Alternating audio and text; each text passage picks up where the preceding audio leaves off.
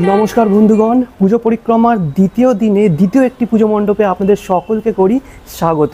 आज के जे पुजो मंडपे जाচ্ছি आशा करी এই पुजो मंडपेर नाम आपनारा सकलेई शुनेছেন। आमी बोलছি श्रीभूमि स्पोर्टिंग क्लाबेर कथा। श्रीभूमि स्पोर्टिंग क्लाबेर नाम शोनेनी एमन मानुष हयतो आमादेर बांगलाते नेই। और आज सेई श्रीभूमि स्पोर्टिंग क्लाबे उद्बोधन। এবার আজকের থেকে সাধারণ মানুষ মণ্ডপের ভিতরে প্রবেশ করতে পারবে কি না কিংবা দুদিন পর থেকে প্রবেশ করতে পারবে সেটা আমি নিজে জানবো এবং আপনাদেরকেও জানিয়ে দেব। ভিডিওটা কিন্তু দারুণ হতে চলেছে, তাই স্কিপ না করে একদম লাস্ট অবধি দেখতে হবে এবং ভালো লাগলে অবশ্যই লাইক, কমেন্ট, শেয়ার আর সাবস্ক্রাইব করে আমাকে আশীর্বাদ অবশ্যই করতে হবে। তো চলুন সময় নষ্ট না করে দ্রুত রওনা দেওয়া যাক শ্রীভূমি স্পোর্টিং ক্লাবের উদ্দেশ্যে।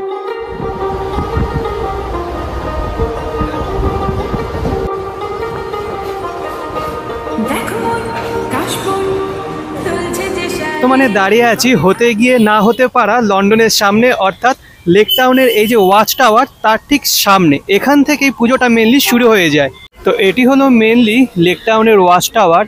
এর সামনে থেকেই শ্রীভূমি স্পোর্টিং ক্লাবের মেইন যে গেট সেটি কিন্তু শুরু হয়ে যায়। এটি কিন্তু প্রথম গেট, এরপরে প্রচুর লাইটের গেট আছে। চলুন আস্তে আস্তে আপনাদের সবকিছু দর্শন করিয়ে দিচ্ছি।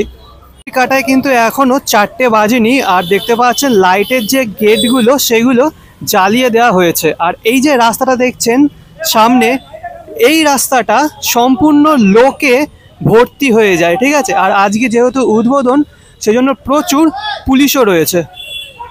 আচ্ছা, এরকম লাইটের গেট আপনারা প্রচুর দেখতে পারবেন একেবারে মণ্ডপ পর্যন্ত। একবার রাস্তায় নেমে আপনাদের দেখাচ্ছি, দেখুন, এই দেখুন কত লাইটের গেট, ঠিক আছে। এগুলো রাতের বেলা কিন্তু খুব সুন্দর লাগে। যদি আপনারা কি করে আসবেন, আপনারা বিধাননগর থেকে যে বাসগুলো লেক টাউন বা বাগুইহাটির দিকে যাচ্ছে সেই বাসে উঠবেন। ভাড়া পড়বে জনপ্রতি 10 টাকা এবং সময় লাগবে ওই 5 মিনিট মতো। চলে আসতে পারবেন এই লেক টাউনে। সে যত বিল্ডিং আছে সেই বিল্ডিংগুলোতেও কিন্তু লাইট দেওয়া হয়। এগুলো রাতের বেলা কিন্তু দুর্ধর্ষ লাগে দেখতে। এখন দিনের বেলা তাই হয়তো বুঝতে পারবেন না আপনারা। আর শ্রীভূমি লাইটের গেটের একটা বড় বিশেষত্ব হলো যে দুদিকেই কিন্তু এই লাইটের বোর্ডগুলো থাকে, সামনের দিকে থাকে এবং পিছনের দিকে।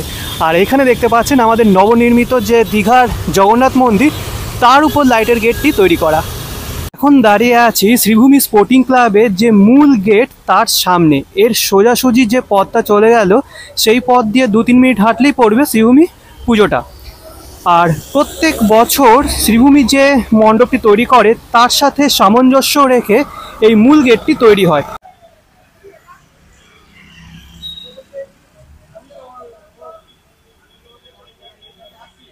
আজকে কিন্তু মাননীয় মুখ্যমন্ত্রীর আসার কথা আছে, তিনি উদ্বোধন করবেন। আর তাকে স্বাগত জানার জন্য এত কার্যক্রম দেখতে পাচ্ছেন। প্রচুর এখানে ড্যান্সাররা আছেন, তারা আসার সময় স্বাগত জানাবেন মুখ্যমন্ত্রীকে।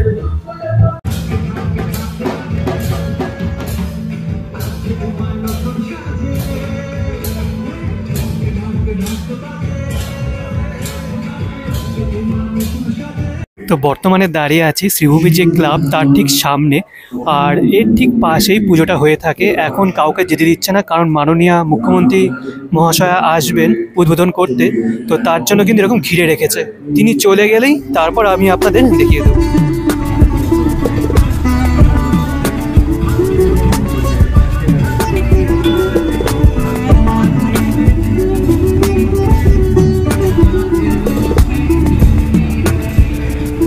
মুখ্যমন্ত্রী চলে গেছে আর সন্ধ্যাও কিছুটা নেমে এসেছে। এবার চলুন দেখিয়ে দিই আপনাদের মণ্ডপটি। চলুন।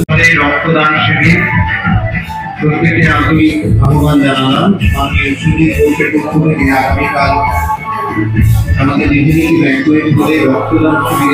তো ধীরে ধীরে প্রবেশ করছি মণ্ডপের সামনে। আর এটি দেখতে পাচ্ছেন, আগেই বললাম যে এটা হলো শ্রীভূমি ক্লাব। আর ক্লাবটাও কিন্তু খুব সুন্দর করে সাজিয়েছে। তো যেহেতু আজকে উদ্বোধনের প্রথম দিন তাই কিন্তু বেশি মানুষজন নেই। বর্তমানে দাঁড়িয়ে আছি অনবদ্য শ্রীভূমি স্পোর্টিং ক্লাবে যে পুজো মণ্ডপ তার একদম সামনে। আর এখান থেকে মনে হচ্ছে এক টুকরো আমেরিকা এখানে চলে এসেছে, মানে শ্রীভূমিতে চলে এসেছে, ঠিক আছে।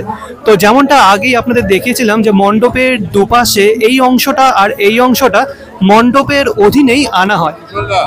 সম্পূর্ণ মনে হচ্ছে সেই আমেরিকার স্বামী নারায়ণ মন্দির, ঠিক আছে। অপূর্ব লাগলো।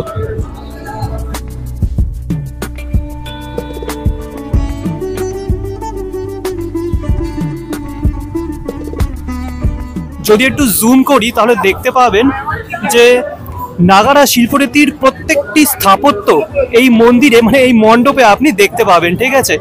আর এত সুন্দর লাইটিং করা হয়েছে যে দেখে মনে হচ্ছে যে আসল স্বামী নারায়ণ মন্দির।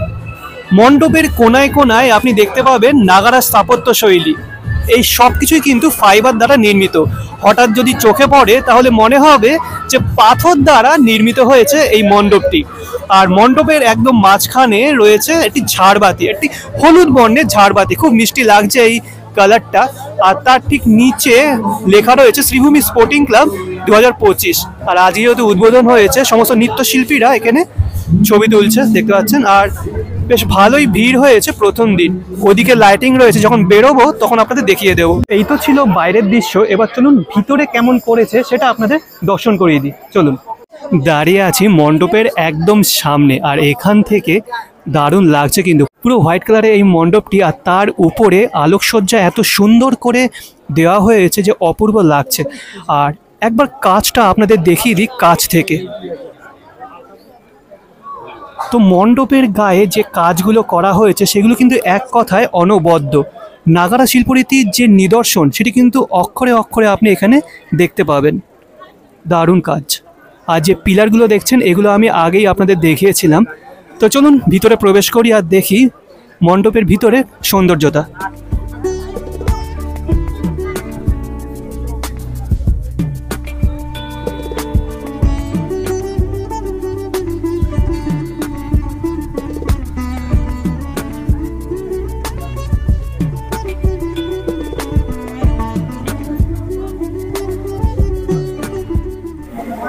মণ্ডপের বাইরে যে সৌন্দর্যতা আপনি লক্ষ্য করলেন, মণ্ডপের ভিতরে আসলে তার দ্বিগুণ মানে 10 গুণ বেশি সৌন্দর্যতা লক্ষ্য করতে পারবেন। মণ্ডপের ভিতরে আছে 4টি বিশাল আকার পিলার, এখানে একটা, ওদিকে আর এদিকে, ঠিক আছে।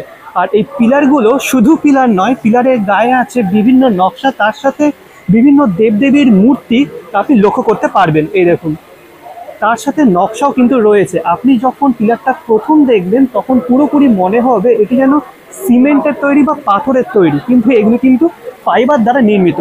শুধু তাই নয়, আমি একটু কাছ থেকে দেখানোর চেষ্টা করব যে পিলারের গায়ে মানে দেওয়ালে বিভিন্ন হাতি এবং ময়ূরের এরকম মূর্তি গড়া রয়েছে। এই দেখুন, একদম মনে হচ্ছে পাথর দিয়ে এই মূর্তিগুলো করা, অসম্ভব সুন্দর। আর নিচের দিকে এরকম ফোকাস লাইট দেওয়া হয়েছে বলে আরো বেশি সুন্দর লাগছে। এর বিষয় যেটা, সেটা হলো প্রতিমা কিন্তু আপনি এখন দর্শন করতে পারবেন না, দর্শন করতে পারবেন প্রথমা থেকে। মণ্ডপের মধ্যে যে বিষয়টা সব থেকে বেশি নজর কাড়বে সেটি হলো উপরে থাকা এই ঝাড়বাতি। এই ঝাড়বাতি দেখতে পাচ্ছেন একেবারে অন্য রকম ভাবে তৈরি করা বলছি মানে একেবারে অন্য রকম। আমরা সাধারণত যে ঝাড়বাতি দেখে থাকি তার থেকে সম্পূর্ণ আলাদা। একটা মিষ্টি হলুদ বর্ণ এই ঝাড়বাতি থেকে নির্গত হচ্ছে। মাঝখানে রয়েছে একটা বড় ঝাড়বাতি, আর চারপাশে রয়েছে 4টি ছোট ছোট ঝাড়বাতি। এই দেখুন, মণ্ডপের এমন কোনো অংশ নেই যেখানে আপনি কাজ দেখতে পারবেন না। প্রত্যেকটা কোনায় কোনায়, ইঞ্চিতে ইঞ্চিতে আপনি কাজ দেখতে পারবেন। দারুণ। এমনকি সিলিংয়ে যেখানে ঝাড়বাতি রয়েছে সেখানটাও কিন্তু খুব সুন্দর কাজ। এই দেখুন, অসাধারণ অসাধারণ।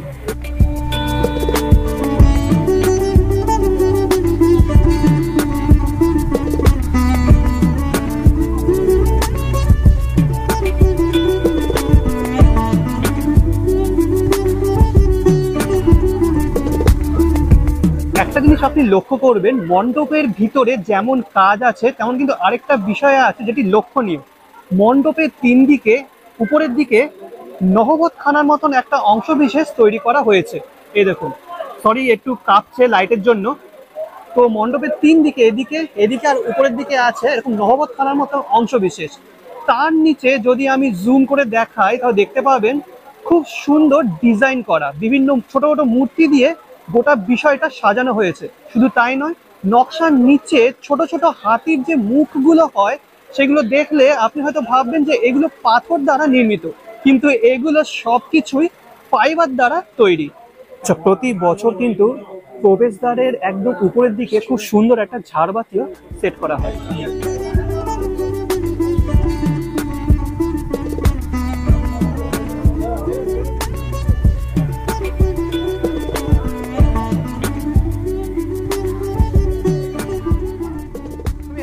আমার সাথে আছে মনোজ, আপনারা সকলেই চেনেন। তো এখন রেল জগতের একদম স্টার, সুপারস্টার, ঠিক আছে। তো মোদ্দা কথা এটা যে বেরোনোর সময় আপনাদের বলেছিলাম যে লাইটিংটা আপনাদের দেখাবো। তো এবার দেখুন শ্রীভূমির লাইটিং। প্রতি বছর শ্রীভূমির কিন্তু এই ধরনের লাইটিং করে, আর এই ধরনের লাইটিং আমার দারুণ লাগে। দেখতে পাচ্ছেন বিল্ডিং এর গায়ে এরকম বাল্ব লাগানো হয়েছে, আর বাল্বের যে কালারটা সেটা কিন্তু এক কথায় অনবদ্য।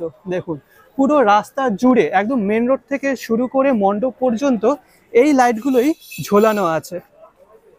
এই দেখুন, এটা হচ্ছে মেন রোড, একদম সামনে মেন রোড রয়েছে। আচ্ছা, তো এই ছিল অনবদ্য অসাধারণ শ্রীভূমির প্যান্ডেল। বাইরেরটা যতটা সুন্দর লাগছে দেখতে, ভিতরটা কিন্তু তার থেকে 10 গুণ বেশি সুন্দর লাগছে।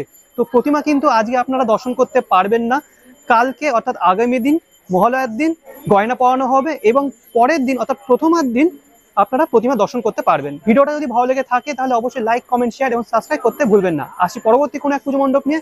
আনটিল দেন ভালো থাকবেন, সুস্থ থাকবেন। আজকের জন্য বিদায়।